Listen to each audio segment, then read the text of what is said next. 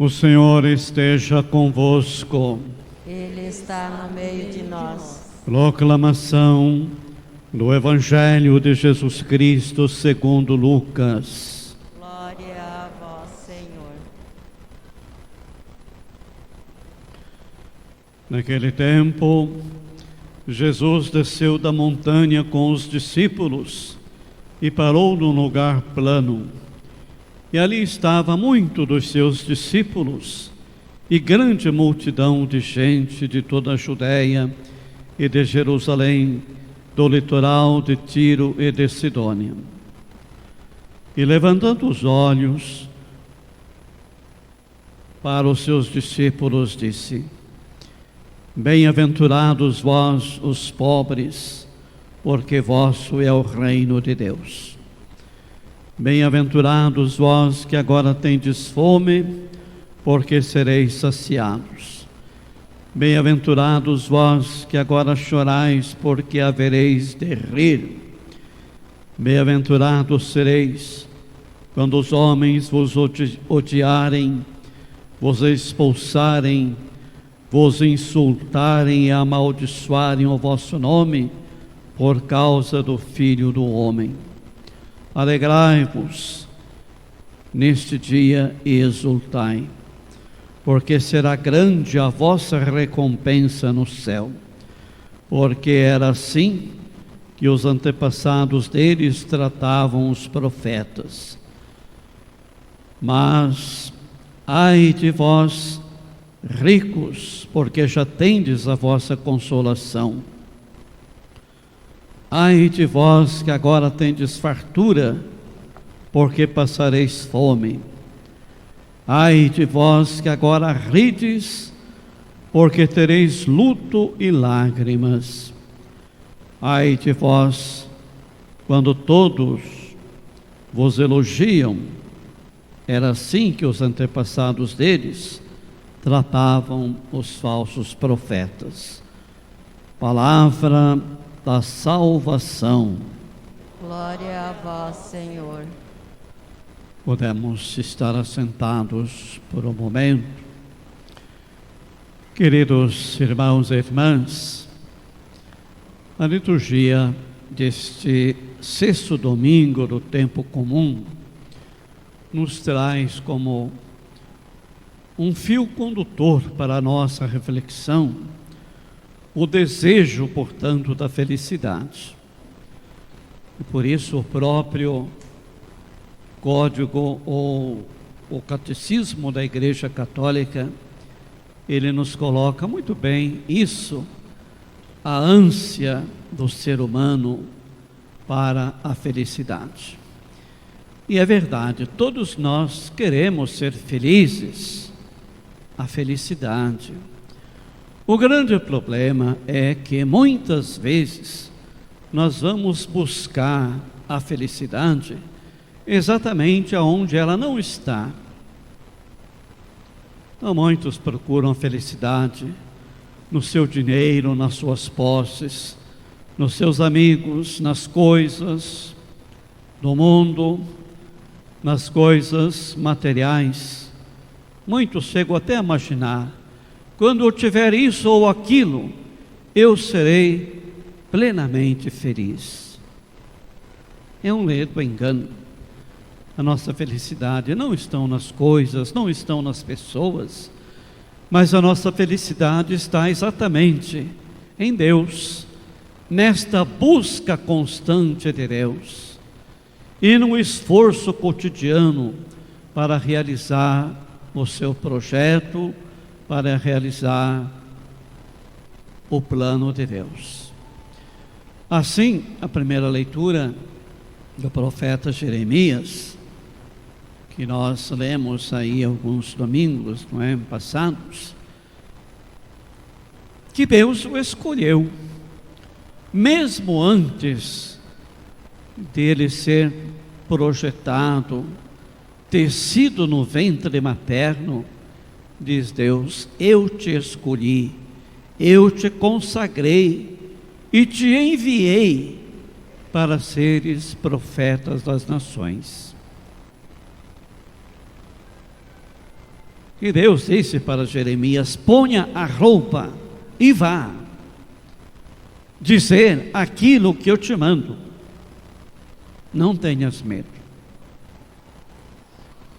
Então hoje, este mesmo profeta Jeremias, ele nos apresenta,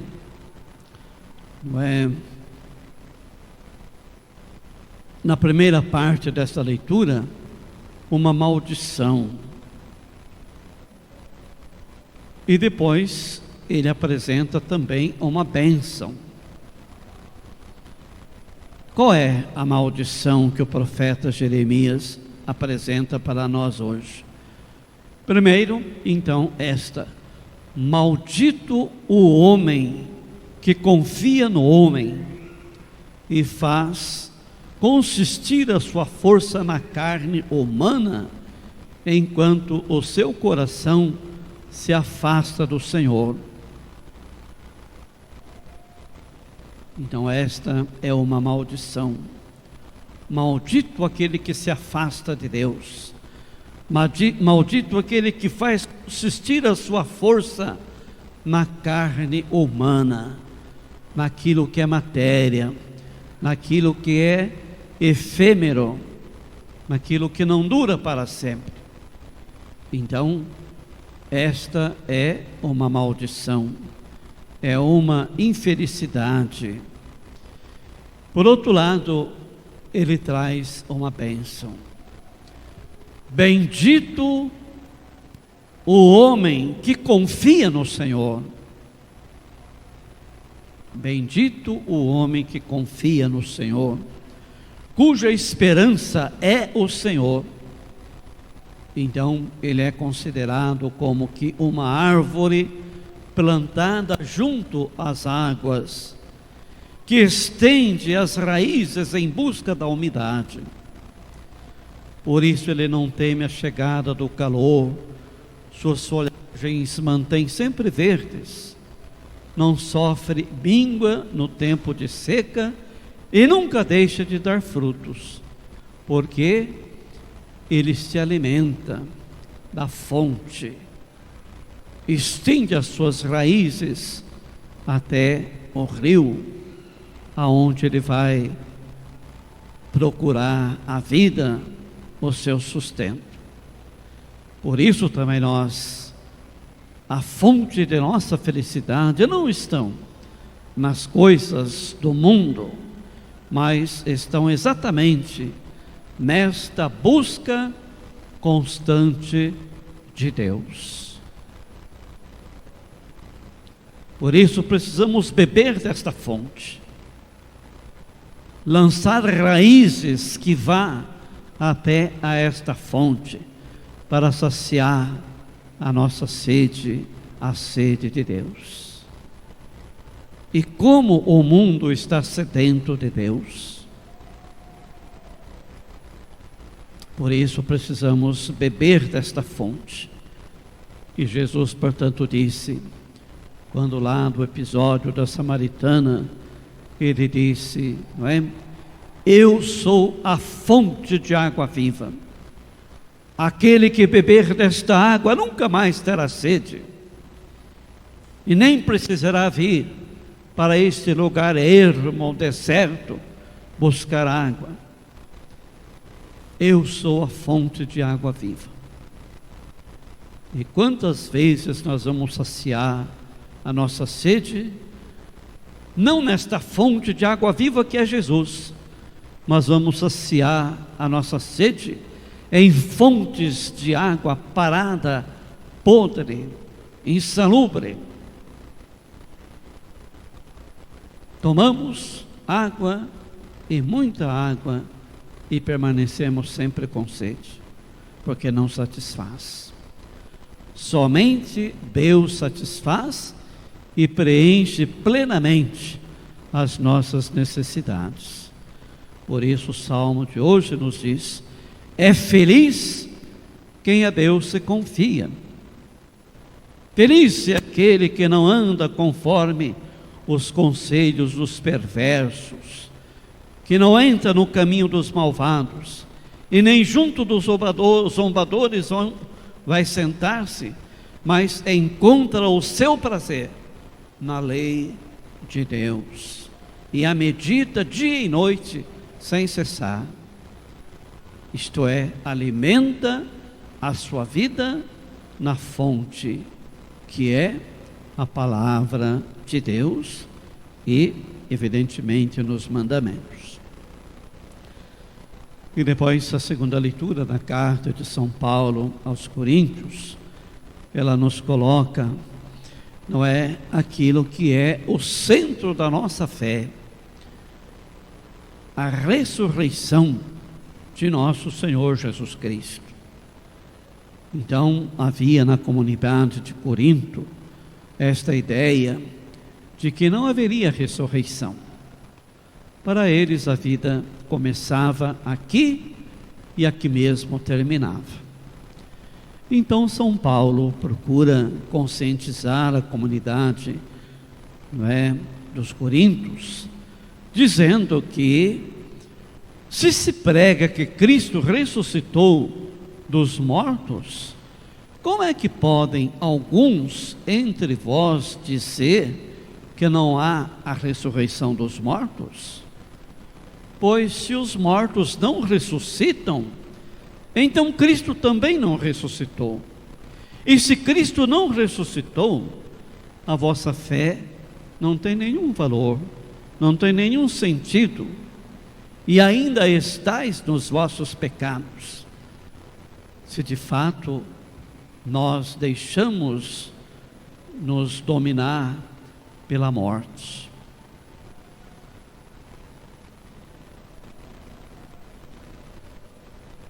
Então também os que morreram em Cristo pereceram. Se é para esta vida que pusemos a nossa esperança em Cristo, nós somos de todos os homens os mais dignos de compaixão. Mas, na realidade, Cristo ressuscitou dos mortos, como primícia dos que morreram. E por isso também nós morremos com Cristo, para com Cristo também ressuscitarmos para a vida eterna. Então esta é a grande centralidade da nossa fé, o ponto de referência para a nossa vida. Se nos falta este dado, então acabou o sentido da vida. Para que viver? Para que lutar tanto? Se tudo vai terminar com a morte. A morte não é um fim, mas a morte é um caminho que nos leva até Deus, é um processo, portanto, de um encontro, de uma caminhada para a vida plena, para este convívio com Deus. Por isso nós precisamos relativizar tudo aquilo que é material, tudo aquilo que não nos leva para Deus. E por isso nós não precisamos ficar preocupados com a morte, porque nós estamos envelhecendo, sentindo a cada dia mais os nossos corpos enfraquecendo. Nós estamos caminhando, evidentemente, para esse desfecho final, evidentemente. E este é o processo natural da nossa vida. O que nós devemos preocupar não é com a morte em si, a morte física, biológica, mas devemos nos preocupar com aquilo que vai morrendo em nós enquanto vivemos. Essa deve ser a nossa preocupação, aquilo que vai morrendo em nós, ou seja, a falta de fé, a falta de perspectiva, a falta desta busca incessante de Deus. Então isso deve nos preocupar, mas não a morte em si, porque a morte poderá ser vista como a porta de entrada para a visão beatífica de Deus na eternidade, porque lá nós o veremos tal como Ele é. Aquilo que acreditamos pela fé se torna real, se torna visível e palpável. Então, que Deus nos ajude, não é? A nunca colocarmos em dúvida a ressurreição, porque Cristo ressuscitou, não é? Anualmente nós celebramos a Páscoa e dominicalmente celebramos a Páscoa também, porque a celebração dominical é uma Páscoa. Celebramos a paixão, morte, a ressurreição de nosso Senhor Jesus Cristo. E depois, a segunda leitura, ou melhor dizendo, o Evangelho, nos apresenta, não é o sermão, não é o sermão da montanha, como apresenta São Mateus, que é muito mais longo, mas hoje São Lucas apresenta para nós apenas 4 bem-aventuranças. Bem-aventurança significa felicidade. Felizes os pobres, diz a primeira bem-aventurança, não é?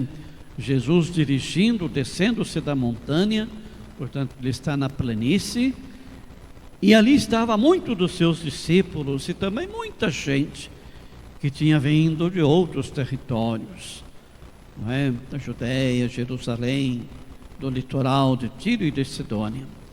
E Jesus, levantando os olhos, ele disse aos seus discípulos: bem-aventurados vós os pobres, porque vosso é o reino de Deus.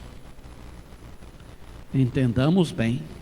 Será que a alegria de Deus está exatamente na multiplicação de pobreza, de pobres?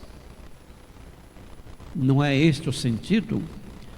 Bem-aventurados os pobres significa os pobres são felizes porque souberam colocar a sua esperança em Deus. Não puseram a sua confiança nos homens, como vimos na primeira leitura, mas puseram a sua confiança em Deus. É como aquela árvore que vai beber, que vai saciar as suas necessidades em Deus. Por isso Deus os chama de bem-aventurados, os pobres, porque vosso é o reino de Deus. Então eles terão como herança o reino de Deus. Bem-aventurados também agora o que tendes fome, porque sereis saciados. Aqueles que têm fome de justiça, não somente a fome do pão material, mas a fome de justiça, a fome de Deus, porque serão saciados. Bem-aventurados vós que agora chorais, porque havereis de rir. Quanta gente chora diante de tantas fragilidades humanas, diante dessa pandemia que ceifou muitas e muitas vidas. Quantas entes choram seus entes queridos, quantas pessoas que realmente está em luto. Então Jesus apresenta que eles haverão de rir, haverão de se alegrar. Também bem-aventurados sereis quando os homens vos odiarem, vos expulsarem, vos amaldiçoarem o vosso nome por causa do Filho do Homem. Alegrai-vos e exultai, porque será grande a vossa recompensa nos céus. Então veja que vale a pena gastarmos a nossa vida por causa do Evangelho, por causa de Jesus. Nós não podemos satisfazer os prazeres do mundo, os prazeres da carne, mas devemos satisfazer o plano de Deus, o projeto de Deus. Ainda que tenhamos que passar por muitas provações, ainda que seremos insultados, expulsos por causa do Filho do Homem. Que isso não seja para nós motivo de desânimo, motivo de fracasso, mas pelo contrário, motivos de alegria. Alegrai-vos, exultai, porque será grande a vossa recompensa no céu. E depois, o Evangelho também hoje apresenta 4 maldições também, como vimos na primeira leitura, ou 4 ais, dizendo assim: ai de vós ricos, porque já tendes a vossa recompensa. Todos nós lembramos daquela passagem do rico Epulão e do pobre Lázaro. Os dois morrem. Lázaro é levado para o céu, porque ele teve na vida só tristeza, desolação. E o rico também morre. Só que ele não é levado para o céu, ele vai para um lugar de tormentos, um lugar de sofrimento. E ele, ao longe, ele olha e avista Lázaro na glória dos céus. O pobre Lázaro de outrora, agora é o feliz Lázaro de junto de Deus, de junto do pai Abraão. E o rico suplica ao pai Abraão, dizendo: mande Lázaro molhar a ponta do dedo para me refrescar a língua, porque eu sofro muito nesse lugar. E o pai Abraão disse: você teve os prazeres da vida no mundo, agora você sofre. Lázaro, porém, sofreu, teve os tormentos, a fome, o desprezo. Agora ele está no reino dos céus. Por isso, ai de vós ricos, porque já tendes a vossa consolação. Olha aí. Não é que Deus esteja fazendo acepção ou separação de pessoas. Todos os pobres vão para o céu e todos os ricos vão para o inferno. Não, não é isso. A proposta de Deus é uma proposta de salvação para todos, mas todos têm que passar pelo caminho da conversão, pelo caminho da fraternidade, não é? Todos nós devemos passar por esse caminho de conversão, por esse caminho de uma profunda experiência de Deus, não é? Até porque nós vemos na Sagrada Escritura muitos exemplos, né, de muitos ricos que fizeram o bem e continuam fazendo o bem em favor da difusão do reino de Deus. Vemos aquelas mulheres ricas que ajudaram Jesus e seus discípulos na difusão do Evangelho. Vemos também Zaqueu, não é? Que ao encontrar-se com Jesus, sendo rico, ele diz que iria devolver 4 vezes mais de tudo aquilo que ele havia adquirido injustamente, porque o encontro com Jesus transforma, renova a vida. Vemos José de Arimateia, que também era um homem rico e que pede o corpo de Jesus para ser sepultado dignamente. Então veja que esta proposta de salvação não é exclusiva aos pobres e muito menos excludente, mas é uma proposta aberta para todos, não é? E depois vem o segundo ai, ou a maldição. Ai de vós que agora tendes fartura, porque passareis fome. Você que é egoísta, tacanho, que não abre a mão para partilhar, que não é solidário.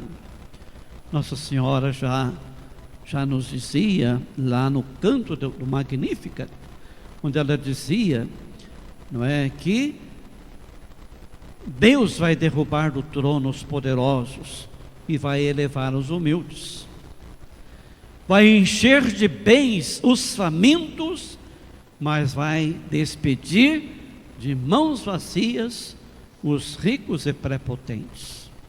Então veja que há uma inversão, não é? da história. Os pobres serão saciados e os ricos passarão fome. Por isso, o convite para que nós superemos todo o nosso egoísmo, toda a nossa autossuficiência, para podermos ser solidários, sobretudo nesse tempo em que muitas pessoas passam necessidades. A gente sabe que muitos hoje passam necessidade. Até aqueles que há 2, 3 anos atrás tinham melhores condições, hoje já passam por necessidade. Mas é isto mesmo, nós somos chamados a dar da nossa pobreza, a confiar na providência divina, pois aquele que abre a mão para tudo dar, partilhar, a ele não faltará nada, não é? Então que nós sejamos solidários, ainda que nós